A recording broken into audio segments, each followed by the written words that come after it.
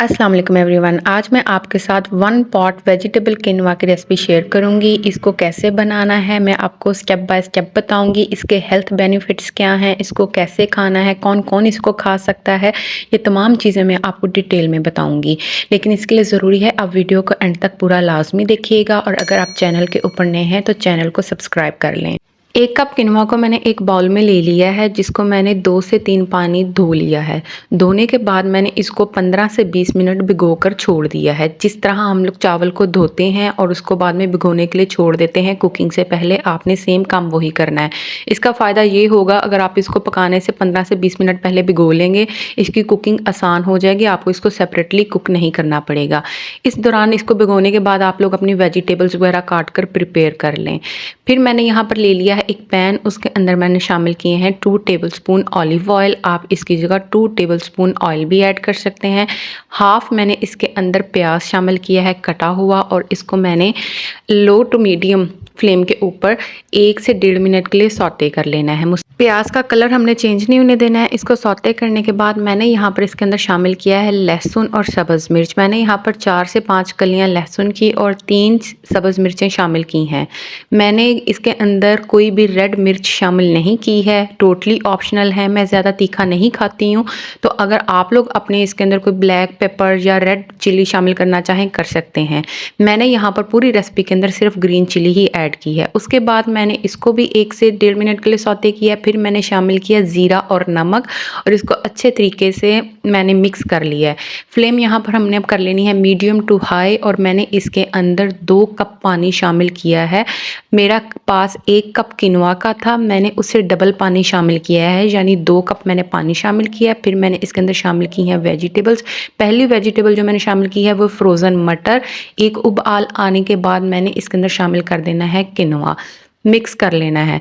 अब जो सारी कुकिंग हमने करनी है किनवा की इस स्टेज के ऊपर, वो हमने करनी है इसका ढक्कन लगाकर। किनवा को अच्छी तरह मिक्स कर लेंगे, इसके ऊपर लगा देंगे लिड, और आपने अब फ्लेम कर लेनी है लो टू मीडियम फ्लेम।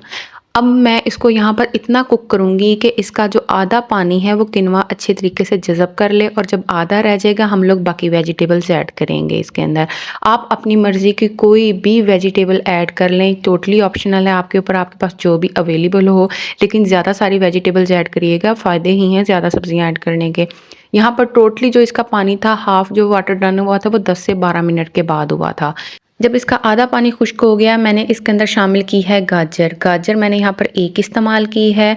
गाजर शामिल करने के बाद भी इसे अच्छे तरीके से मिक्स कर लेना है, और फिर ढक्कन लगाकर अब हमने बाकी जो आधा पानी रह जाएगा उसको खुश्क करना है। जो किनवा की कुकिंग है मैं आपको पहले ही बता चुकी हूँ, वो सारी हमने ढक्कन लगाकर ही करनी है और लो फ्लेम के ऊपर करनी है। अच्छा जी, अब बात कर लेते हैं किनवा के हेल्थ बेनिफिट्स की, कि ये हमें क्यों खाना चाहिए, क्यों हमें अपने डाइट के अंदर ये ऐड करना चाहिए। किनवा फ़र्स्ट ऑफ़ ऑल जी चावलों का बेहतरीन मुतबादल है।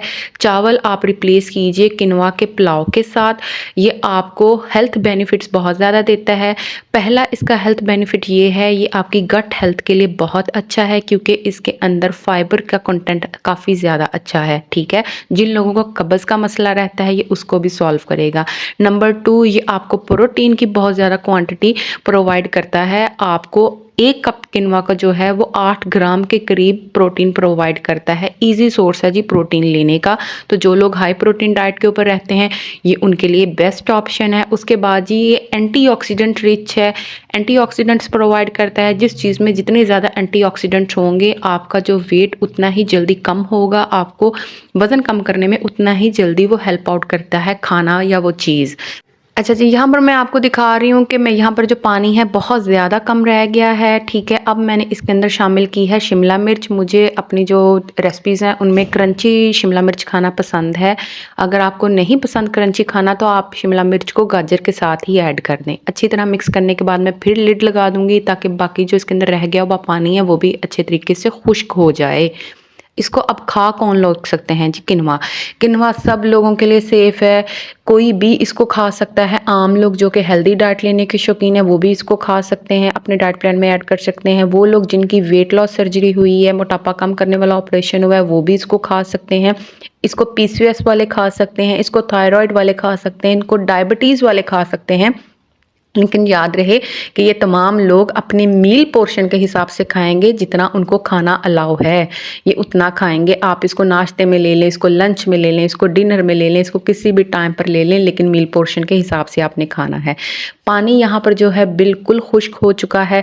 अब यहाँ पर मैंने लिड नहीं लगाना है। अगर आपका फ़ील हो कि किनवा में थोड़ा-थोड़ा पानी है और लेकिन आपका जो किनवा है वो अच्छी तरीके से फूल गया है, नरम हो गया है, तब आपने फ्लेम को थोड़ा-सा हाई कर लेना है और ढक्कन लगाए बगैर तेज़ आंच के ऊपर इसका पानी खुश्क कर लेना है। कोई इश्यू नहीं है, आपने सिंपल तेज़ आग कर लेनी है और इसका जो है पानी जो रह गया होगा उसको आपने खुश्क कर लेना है। यहाँ पर ये मैं आप लोगों को दिखा रही हूँ, चेक करवा रही हूँ कि इसके पकने की निशानी क्या है। ये फूला हुआ होगा, नरम होगा, बिल्कुल परफेक्टली ये कुक्ड है। हमारा किनवा जो है वो पककर तैयार हो गया हुआ है।